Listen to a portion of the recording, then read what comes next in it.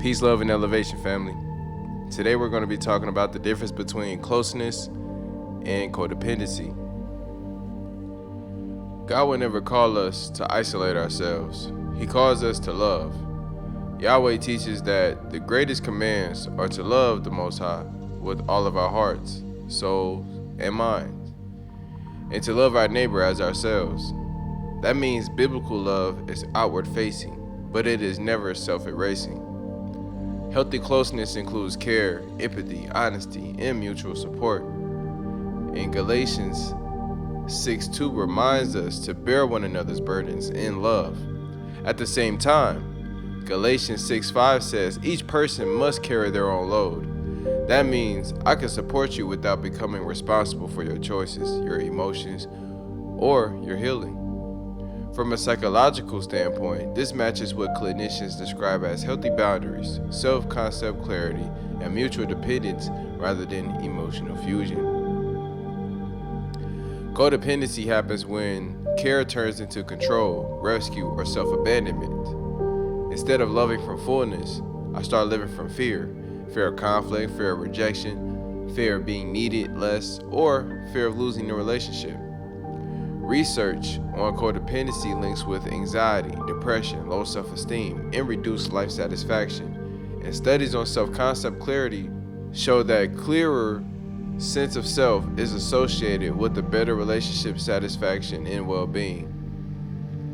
Spiritually, codependency can become misplaced devotion. I begin acting as though it is my job to save, stabilize, or complete another person when Scripture reserves ultimate care and transformation for the Most High.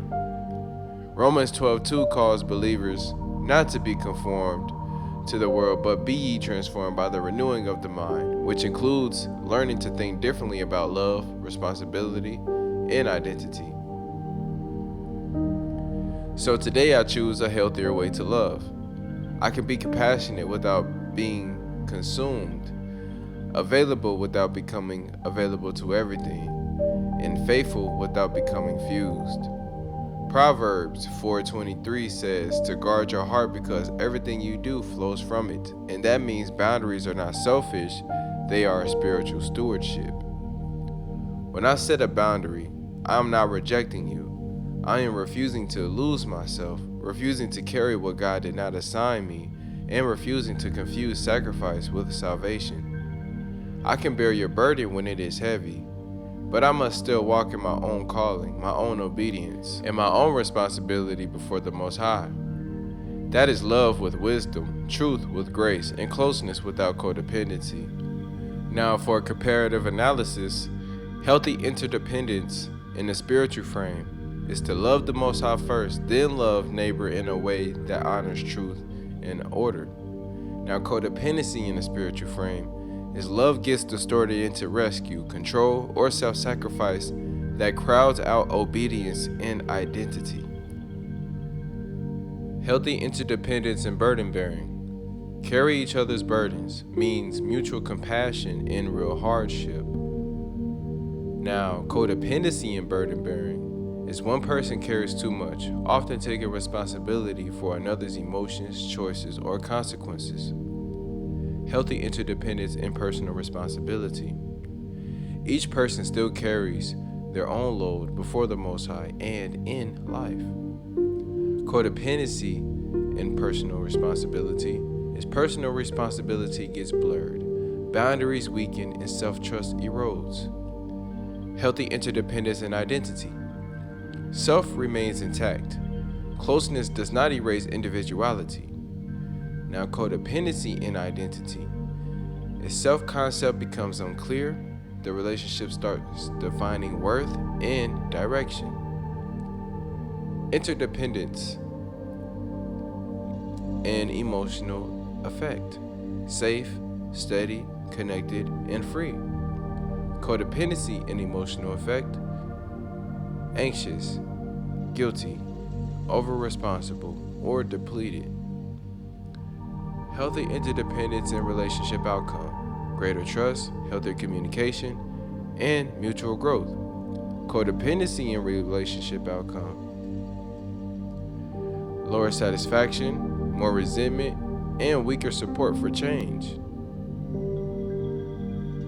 Healthy love says, I will walk with you. Codependency says, I cannot be okay unless you are okay. Scripture calls us to something better: burden bearing with boundaries, compassion with clarity, and love that does not require self-loss. It's okay to be in tune with your emotions or your partner's emotions. It's okay to be empathetic. It's okay to actually show emotional support. When it is not okay is when you are losing yourself in the process. And by losing yourself, one thing that comes to mind from experience is that I started to neglect everything that made me who I am and who I was. Everything, I started to neglect my routines, right? My spiritual hygiene, sometimes my actual physical hygiene, right? Simply because I'm trying to show up in areas where I have no more to give, pouring from an empty cup, giving my all to be and feel validated from someone else who can change their mind at any given moment. That's where I realized I was setting myself up for failure, and I was putting myself in these deficits of emotional baggage,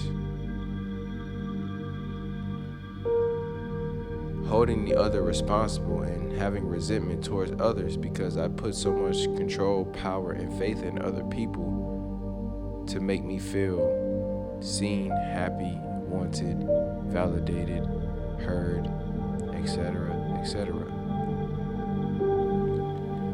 Once I realized that I was given people who have the ability to constantly change, the power to define my worth, that's when I realized I was going through an endless loop cycle of these highs and lows. What I had to say about myself didn't matter as much. Not as much as it should have. What the Most High had to say about me and who I am didn't matter as much. Not as much as it should have.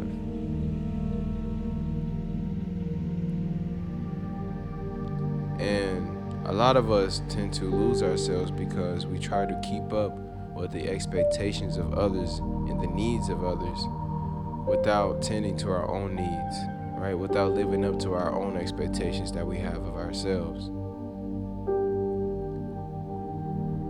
You know, my prior relationships has led me to ask the question, or at least come across content that has reframed the question. I was doing these things to make me to be the man that you found initially attractive, that man that you have seen, that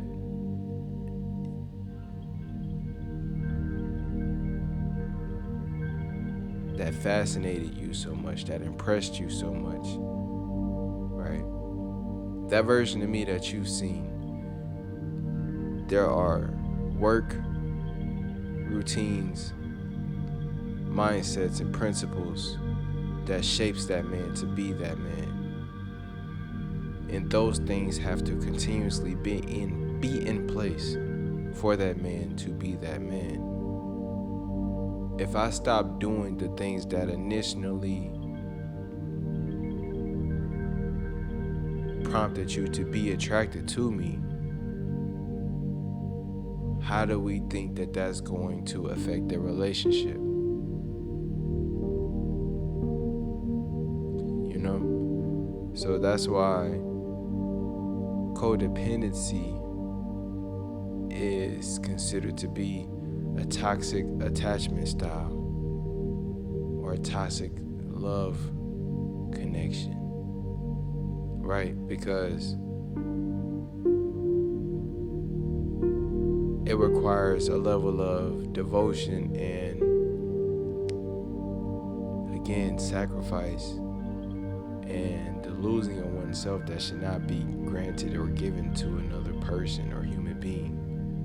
Now, what we can do is get rid of or sacrifice the elements and aspects of our livelihood that does not aid towards a conducive or progressive life, right? Or does not add towards a conducive or progressive and constructive character or being or way of thinking. So it's okay to lose the parts of ourselves and, better yet, change, alter, improve the parts of ourselves that no longer serves the greater good of myself and those involved. But to lose your sense of self, lose your sense of sureness, to lose your identity, to forget who you are, to forget your purpose, to forget your passions, to forget your gifts, all to please someone else. It's not a deal worth making. It's not a partnership worth having, because it's no longer even a partnership at that point.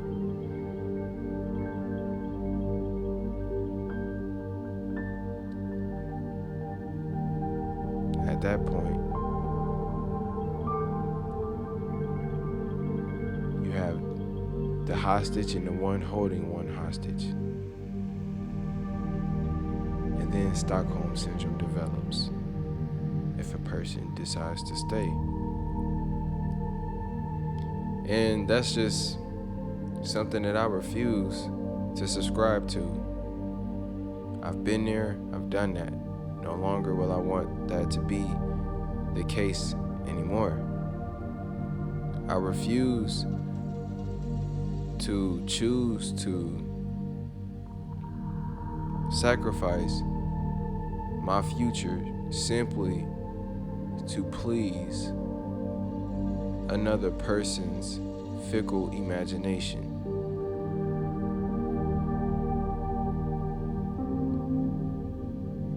Living by truth, love, and righteousness. That is the only foundation that can promote longevity, health, wellness, and prosperity. Everything else is on a path to death and destruction. And it's not always a physical death. It could be emotional, spiritual, or mental death. And when you understand, and when you start to notice that those around you, when you see them, if you see a cage, like if they are no longer, if the people around you do not motivate you, then you're in a cage. The people that you see on a day-to-day, the people that you interact with on a day-to-day basis, if they don't motivate you or inspire you to do better or do greater things or be greater, or simply just to embrace who you actually are, because who you are is greater than who you think you are, you know?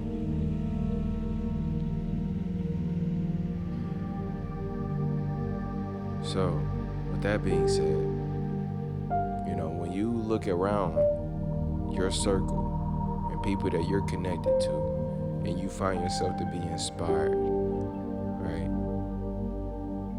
Then you're around, you're considered free. You're considered to be in an abundant position because you have all of the elements that can aid you in being successful in whatever endeavor that you so see fit. So we have to remind ourselves, codependency doesn't always show up in intimate relationships, such as with a significant other and with your lover, your husband or your wife.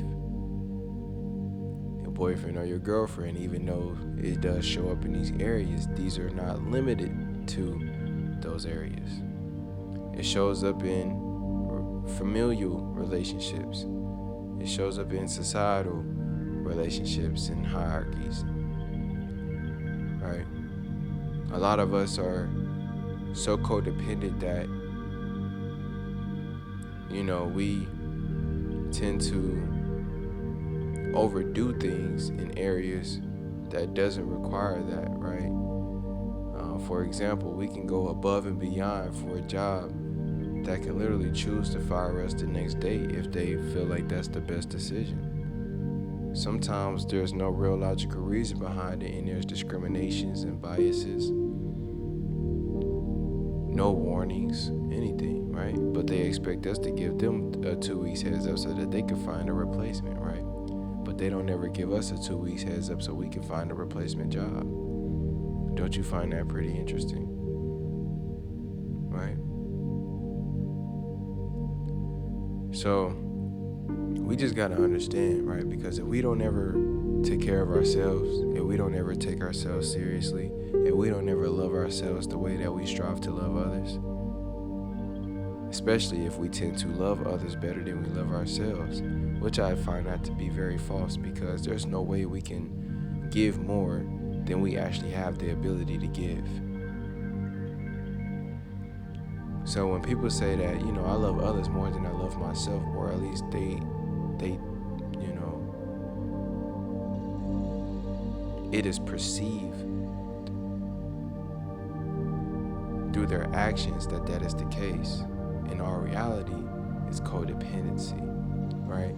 They're scared of losing others. They're scared of the negative reactions. They're scared of rejections. They're scared of no's, right? They're scared of any conflict to arise. And so they're only going above and beyond simply to maintain that connection, simply to maintain that quote unquote emotional security. It has nothing to do with actual love. Because if it did, that would also reflect within themselves. To actually operate in love and to actually love is to be truthful.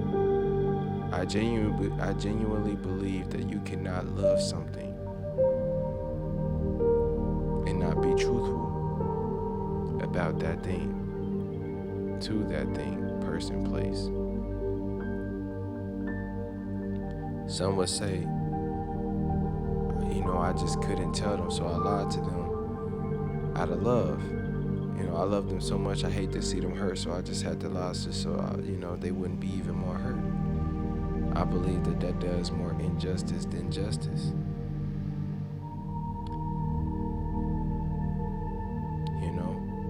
Maybe use your discernment. Maybe wait till another time. If the situation currently does not present itself to be the safest time or place to express said truth.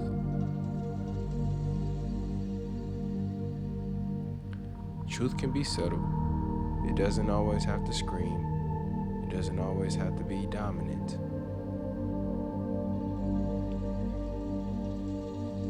I don't believe in withholding the truth for the sake of love.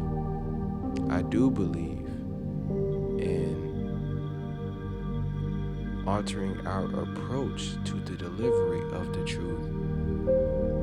Because we love this person, we want to make sure that they're able to receive the truth in its fullness without being attacked, without being diminished or belittled. How a person chooses to interpret that message is up to them. But we are to make our intentions clear on the delivery of that message with our words, our tone, and the spirit and heart in which behind the projection of that particular truth, right? So, are you feeding any delusions to yourself? Are we trying to encapsulate others in this delusion? Are we trying to penalize them for expressing their individuality, for pursuing their own dreams, goals, and aspirations because it threatens our sense of security and stagnation? We have to be willing to love and grow. You know, there's a saying that if you love something, you gotta be willing to let it go. Because true love endures all. If you love someone enough, you'll love them enough not to limit them. You'll love them enough not to betray them. You'll love them enough not to lie to them. You'll love them enough to support them. You'll love them enough to allow them to inspire you in areas that you may feel inadequate in. And that is where you love yourself enough as well. Being able to love yourself enough to not compare yourself and your progress to others. Not in the sense of cynicism or thinking that they're better than you or thinking that they think that, because that is the problem most of the time. People assume the thoughts of others and then they act off of that without any follow-up communication. So, with that being said, you know, we really just need to take the time to sit with ourselves, be with ourselves, and allow ourselves to dream, allow ourselves to have goals, allow ourselves to try, allow ourselves to be inspired by others who are growing and surpassing us in areas that we felt like we've reached a plateau in. You know,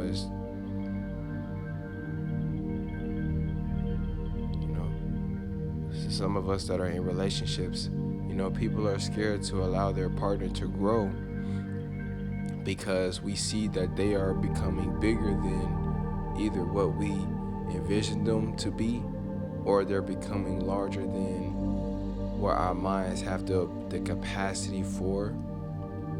So we think that, oh, they're growing so much that they believe that there's also a distance being created. That can only be possible if I am not choosing to grow, right? If I am not choosing to nurture myself, water myself, have my self-care regimens, my spiritual hygiene, all of that greatness, right? If I'm not feeding into myself, of course I'm going to take that as an attack. Of course I'm going to see that as, you know, something that is threatening the security of myself, and you know, whether it's security and complacency, whether it's security in limiting myself and having limiting beliefs, you know, whatever the case might have been, you know, because a lot of times when we are prompted to, you know, see more of ourselves and do more than we've been accustomed to doing and be more than we have allowed ourselves to be, sometimes we just choose to run the opposite way, right? But yet our inner world yearns for the embracing and the becoming of, right, and the manifesting of the desires that version of ourselves achieves and deserves and earns. And so it turns into resentment, it turns into just a lot of, you know, negative outbursts and manifestations, because again, we are stifling our own growth for reasons that are irrational, right? Just so that we can feel and have control over things outside of ourselves, just so we can feel in control and or have that control. And so so we just gotta ask ourselves, right? Are we being interdependent? Right? I could be independent and still need something or someone, right? But my entire existence does not rely on the outputs of another person. And I think that's where codependency comes in. Remember that when you are signing up to do life with someone, be sure that you are in it together and not solely only in it for the other person. Be sure that you are adding to each other and not taking away. Be sure that you are cultivating each other.